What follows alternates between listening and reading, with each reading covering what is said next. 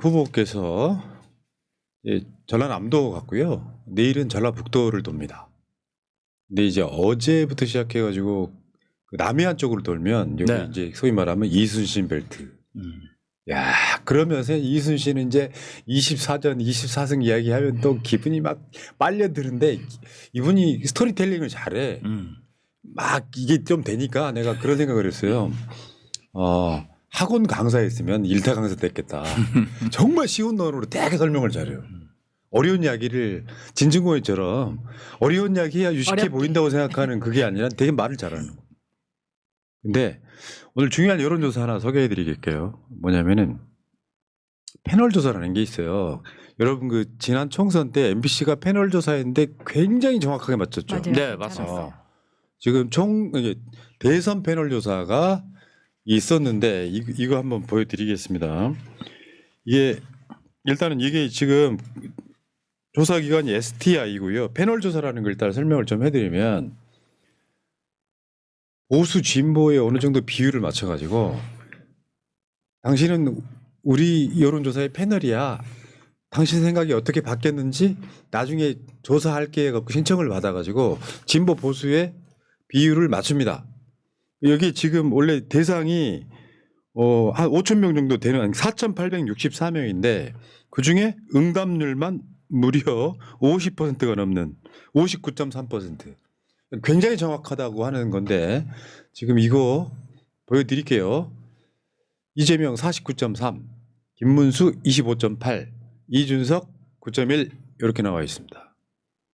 패널 조사 굉장히 정확합니다. 왜냐하면 엊그저께 한길리서치가 후보가 확정된 뒤에 야 김문수가 이재명을 10%포인트 따라잡았다.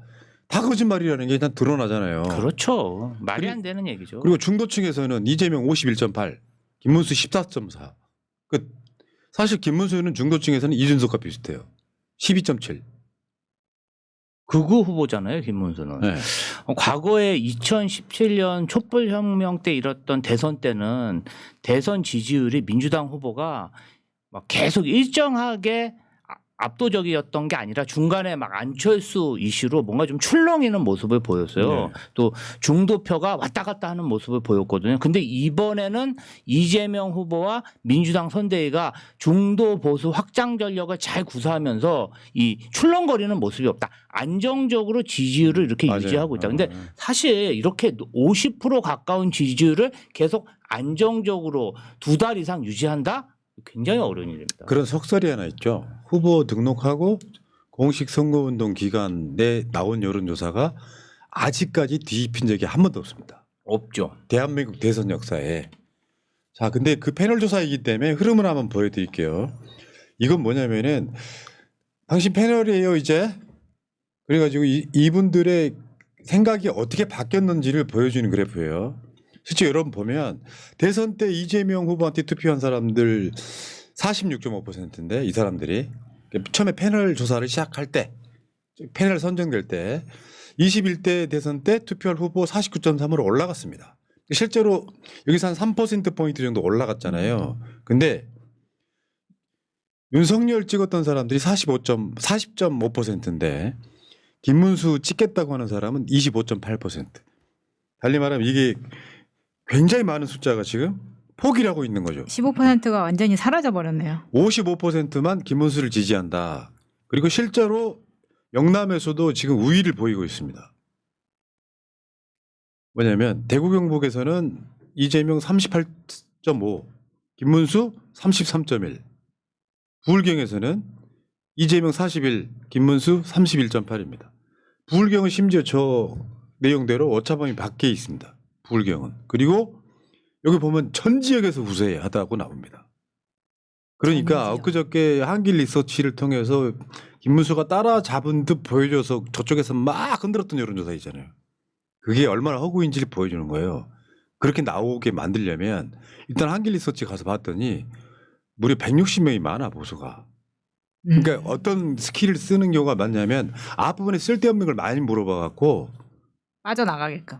중간에 대답을 포기하게끔 만드는 스킬을 쓰기도 하고요. 그러니까 지금 현재로서는 한길 리서치 같은 걸 왜 동원하냐면요. 야야 이번 대선 질 것 같으니까 에이 포기했다라고 하는 사람들한테 야 조금만 하면 따라잡을 수 있겠는데 그리고 이준석하고 단일화하면 이길 수 있겠는데 이 희망을 심어주는 건데 아무긴 듣고 있다는 거야. 사실 그런 식의 조작이나 왜곡은 지난 대선 때 많이들 했었던 건데 아 이번에 또 하고 있는 명태균발 거예요. 뭐 엄청 했죠. 그러니까. 예. 근데 사실은 그런 기획들이 김어준 한 명 때문에 박살이 난 거예요. 그러니까. 일단 보면 야야야 이런 여론조사 나왔는데 근데 바로 그 다음 날 여론조사 꽃이 딱 발표하면 아 아니구나 이렇게 자꾸 이쪽 분들의 어떤 생각을 다듬어주는 효과가 있고요. 제가 영남 지역 선거 뭐 관여하시는 분들한테 좀 전화로 문의를 했어요. 요새 분위기 어떠냐. 물론 이제 계엄 탄핵 때문에 위축된 부분이 있대요. 근데 가장 큰 부분은 조금 그 영남 보수층들이 김문수 후보를 조금 후보로서 창피하는 게 있답니다. 맞아요. 부끄러워요. 예, 이게 좀 영남 보수들이 그래도 뭐 스펙이나 감 이런 걸 굉장히 중요하게 생각하는데 그래서 막 그 뭐 후보 교체 여론도 있었던 거예요. 한덕수로 김문수는 너무 감이 아니지 않냐. 너무 좀 이상하다. 근데 뭐 물론 이제 비민주적 절차이기 때문에 김문수 후보가 후보로 확정됐지만 김문수를 어디 가서 밥 먹으면서 지지한다 말하기가 좀 꺼려진다. 내가 김문수 후보를 지지하는 사람들로 다른 사람이 알까봐 예. 그게 매우 두렵다. 그런 말을 많이 한답니다. 그러니까 그런 식으로 한 데다가 국민의힘 경선 파동이 있었고 내가 어제도 드린 말씀이에요. 윤석열이 내란 일으킨 것만큼이나 김문수가 대선 후보라는 게 깜짝 놀랄 일이다. 그럼 우리들 입장에서는 야 이재명 진짜 괜찮아. 잘 모르는 사람한테 권할 수 있잖아요. 그렇죠. 자랑할 수 있다고. 저쪽엔 그게 안 되면 선거운동이 안 되는 거예요. 그걸 확장성이 없다 이렇게 얘기를 합니다. 자 오늘 나온 MBS 여론조사인데요. MBS는 기본적으로 제가 계속 말씀드려옵니다만 이재명 후보의 지지율이 잘 안 나오는 편에 가깝습니다. 짠. 그러니까 이상하게 MBS는 그렇고 갤럽은 좀 그 MBS보다는 훨씬 이재명 후보 지지율이 잘 나오는 전통적인 추세가 있는데 이재명 후보가 오늘 갤럽 기준 최고점 찍었어요. 40. 아니 저 아까 저 MBS 기준 MBS 기준. 49%, 김문수 27, 이준석 7. 그리고 이 MBS 조사에서 당선 전망은 이재명 68, 김문수 19 이렇게. 이렇게 되면 저쪽에서 이제 계속해서 부끄러워지기 시작하고 물론 다시 말씀드려요. 실제 김문수의 득표율은 더 올라갈 거예요. 네. 근데 이제 얼만큼 차이를 내느냐 이런 건데 저쪽에서 솔직히 동네에서 특히 우리 수도권 있잖아요. 김문수 찍겠다는 사람이 제가 계속 탐문에 물어보거든요. 한 명도 없어. 부끄러워. 서울에서는 부끄러워서. 근데 그런 사람들이 있잖아. 이제 그 은둔형 외톨이나 되는 사람들이 투표장 되면은 스리박 끌고 질질 끌고 나가가지고 김문수 찍고 올지 모르지만 주위에서 한 명도 없어. 아니 그게 광복된 줄 또 좀 모르고. 그런 게 최근 선거 운동 하면서도 다 찢어버리겠다. 활활 태워버리겠다. 미스 가락시장입니다. 이러니까 사실은 아니 이게 진짜 동떨어진 얘기를 하잖아요. 맞아요. 아니 저 얘기를 정말 후보가 얘기했을까? 그런 의문을 제기하는 사람도 많습니다. 네. 약간 광복된 줄 모르는 느낌이 나요. 그렇죠. 네. 자, 타임머신 탄 그리고 것 이제 같아. 이 다음은 호감도 조사인데요. 이게 지금 변화된 추이가 있잖아요. 호감도, 비호감도 있잖아요. 쟤네들이 이재명 지지율이 계속 1등을 달리면 뭘로 가냐면은 비호감도가 높다고 가요. 근데 오늘 보니까 이재명 후보의 호감도가 어마어마하게 올라갔죠. 지금 50%고요. 밑에 그럼 50에게 50%밖에 안 돼 할 수 있잖아요. 김문수 30, 이준석 22밖에 안 됩니다.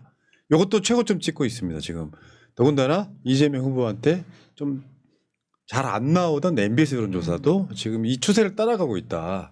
그냥 뒤에서 여론조사를 하는 게 뭐냐면은 무작위로 전화해가지고 이 사람한테 누구 찍겠냐고 물어보는 거잖아요. 그거랑 우리가 길거리 지나가다가 저 죄송한데요. 뭐 좀 하나 여쭤볼게요. 그러면 보통 길 물어보잖아요. 네. 이번 대선 누구 찍으실 거예요? 그러면은 저런 비율로 답한다는 거예요. 네. 참. 아무튼 참. 야, 진짜 국민의힘 그 지지자하기 되게 어렵겠어요. 부끄러우니까. 그러니까 대답을 못 하니까. 어. 후보가 부끄러우면 어떡합니까? 아니 좀 그렇잖아요. 솔직히 김문수 후보가 노동부 장관 할 때도 야 어떻게 저런 사람을 노동부 장관으로 임명할 수가 있냐. 윤석열이 실성했다. 그런 얘기 저희들끼리 사석에서 많이 했습니다. 그러니까요. 근데 지금 대선 후보라뇨. 언감생신. 물론 본인은 행복하겠죠. 본인은 아주 행복해 보여요. 근데 솔직히 말씀드릴까요? 진보 진영에서 내가 대선 후보 된 거랑 크게 다를 게 없고요. 실제로 속 내용은 내가 더 많이 할 것 같은데 내가 봤을 땐 그렇습니다. 그 정도 상황이라고 보시면 돼요. 그래도 김문수 후보, 김재원 비서실장은 로또 맞은 표정이에요. 뭐 당선 여부를 떠나서 내가 한번 압박과 소름에서 지난 4, 5년간 인간 취급 못 받았는데 정말 내가 이 보수의 아이콘이 됐다고 생각하니까 뭐 당선 여부를 떠나서 너무 행복해 보였습니다. 네. 앞으로 한 3주 실컷 즐기시기 바랍니다. 자, 그렇습니다. 정당 지지율도요. 지금 보니까 MBS가 분명 이재명 후보하고 민주당한테 짜다 그랬잖아요. 네. 정당 지지율 42, 국민의힘 28 이렇게 돼 있는데 정권 교체해야 된다 57, 재창출해야 돼 32 이렇게 돼 있어요. 이거 다시 한번 설명을 드리면 전화 면접입니다. 상담원이 직접 전화해요. 저 고객님 여기 저 여론조사인데요. 그러면 이제 한 뭐? 받아 보통. 네. 네. 여론조사인데요. 지금 안 바쁘신가요? 전화 면접이에요? 네. 아, 네. 진짜 바쁘다고 끊으려고 해야 돼. 바빠요 지금. 잠깐만요. 2분입니다. 2분이요. 네, 알겠어요. 이렇게 해가지고 정치에 관심 없는 사람들까지 다 포함해가지고 만들다 보니 정당 지지율이나 후보 지지율이 자동응답보다는 낮아요. 현실은 전화 면접은 그 선거 때 비슷하게 나올 가능성은 없습니다. 그래서 ARS 자동응답 기기가 물어보면 잡지 않잖아요. 근데 내가 답을 해. 이 사람은 정치 고관 여친인 거예요. 근데 계속 말씀드리지만 투표율이 낮으면 정치 고관층들이 많은 쪽이 이겨요. 정치 고관층은 누굽니까? 60대 이상? 이분들은 투표장에 무조건 나간다. 그리고 이분들은 매일이 휴일이잖아. 그러니까 투표장에 무조건 나간다. 그렇죠. 나가실 수 있죠. 근데 바쁜 사람들은 여론조사 같은데 응답을 잘 안 할 못할 수 뿐더러 이번에 지금 사전투표가 평일이잖아요. 네. 물론 대선 본투표일은 휴일인 거 맞아요. 정확하게는 8시까지입니다. 본투표는 이번 주에. 그러니까 이런 방식으로 쓰인다라고 보시면 될 것 같고요. 그렇게 해서 뭐 여론조사를 싹 합친 다음에 투표율 딱 대비더 보면 사실은 득표율이 나옵니다. 대부분 이렇게 보시면 될 것 같고요. 자, 오늘 국민의힘 탈당했던 김상욱 국민의힘 의원이 이재명 보고 지지선언을 했습니다. 근데 뒤에 한번 보세요. 이재명이 가장 보수다운 후보다. 극찬을 했네요. 이재명 대표가 저 자리 지금 김기현 변호사 올 자리에 나와서 우리가 보수다 했었잖아요. 네. 실제로. 그러니까 지금 국민의힘의 김문수 같은 경우는 보수가 아니고 극우. 그러고 보면 현 정치권에서 가장 보수성을 건강하게 갖고 있는 사람은 이재명 후보라고 이야기하고 싶어요. 그러고 보니까 그때 모든 방송 매체에서 새날 이 스튜디오 화면을 받아 쓰지 않았습니까? 그렇죠. 야, 영광입니다. 그때 나왔던 기사가 제가 기억하기에 한 600개쯤 됩니다. 자, 그리고 이제 그 이순신 뭐 장군 관련해서 이재명 대표가 어제 갔던데 요거는 이런 거예요. 이재명 대표가 선거 유세에서 이순신과 원균, 선조와 종조 이렇게 이야기하고 있지 않습니까? 실제로 그런 거예요. 원균은 윤석열이, 선조도 윤석열이 이런 거죠. 실제로 선거는 지금 보면 이재명 대 윤석열입니다. 김문수가 아니고. 그런 느낌이죠. 네. 뒤에서 윤석열이 다 하고 있는 그런 느낌이 들기 때문에. 원균 아닙니까? 네. 원균? 원균도 그러니까 똑같은 수군을 갖고도 지금 대한민국 국민 똑같은 사람들을 갖고도 누구는 나라를 망해먹고요. 누구는 흥하게 할 수 있는 것이 이순신과 원균인 것 같고 제가 생각했을 때 그러니까 조선 역사상 가장 무능했던 군주가 선조라고 생각해요. 선조.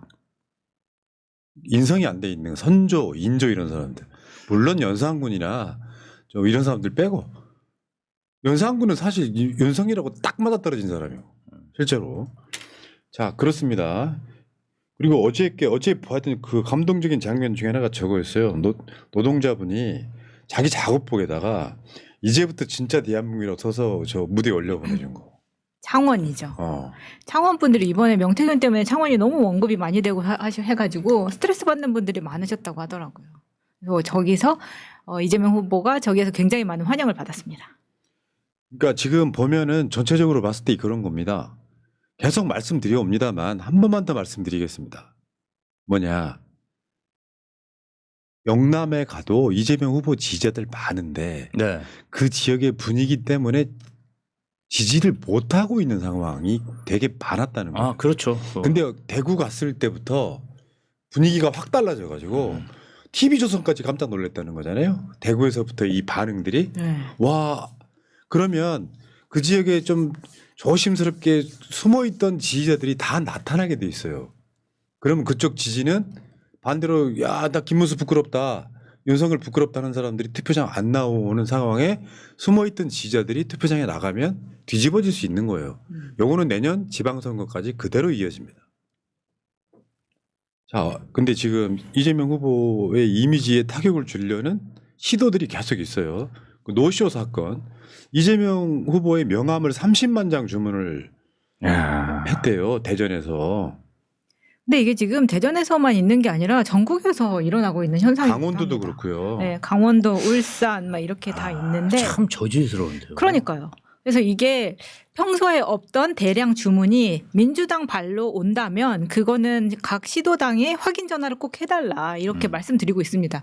저 명함까지 다 도용해서 돌아다니고 있는 거거든요. 사실은 이와 유사한 사태가 22년 개항 선거 보궐선거에도 있었어요. 아, 그래요? 그때 그 안정권이라고 맞아. 이 사람이 여기 티 입고 다니는 이재명 지지자라고 하면서 한 10여 명이 몰려다니면서 개항 거리를 욕설을 하고 다녔어요.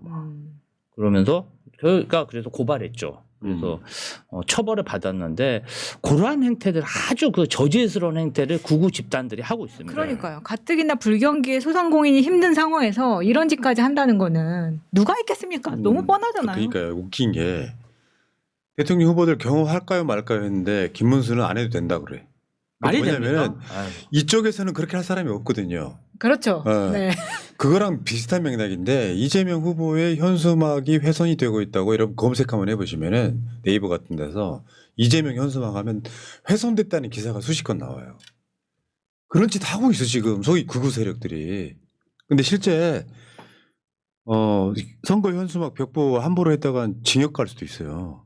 지금 이제 아마 빠른 지역에서는 지금 벽보가 붙었을 겁니다. 벽보가 대선 벽보가 붙었을 텐데 훼손하시면은 심한 경우에는 실형을 살 수도 있어요.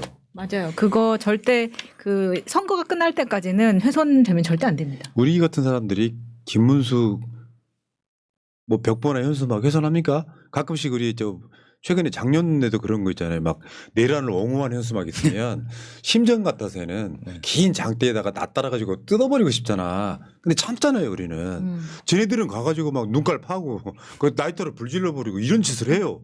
6월 3일 투표 끝난 다음엔 파도 되는 거죠.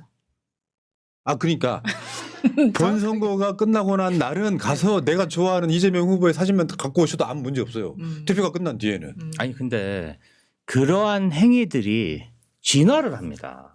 처음에는 현수막을 단순히 찍고 저런 장난처럼 하지만 조금 시간이 지나면 정말 위해를 가하려고 한다니까요. 그러니까 국민의힘과 극우 지지층에서 그런 문화, 그런 분위기를 만드는 게 문제인 거예요. 그래서 저런 거는 굉장히 초기에 엄단해야 됩니다.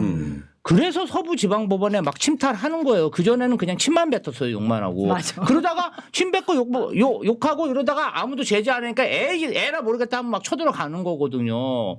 그렇기 때문에 저런 일탈행위에 대해서는 이주호 권한대행이나 국민의힘에서도 강력하게 얘기해야 되는데 이 사람들이 지각이 없어요. 안 하잖아요 지금. 누가 좀 저렇게 한번 뒤집어 엎어줬으면. 그러니까. 이런 생각들을 하고 있는 맞지, 거예요. 맞아. 야, 심리학 공부했나? 예? 어떻게 정확히 알고 있네. 아, 이 자들가 아주 못됐습니다.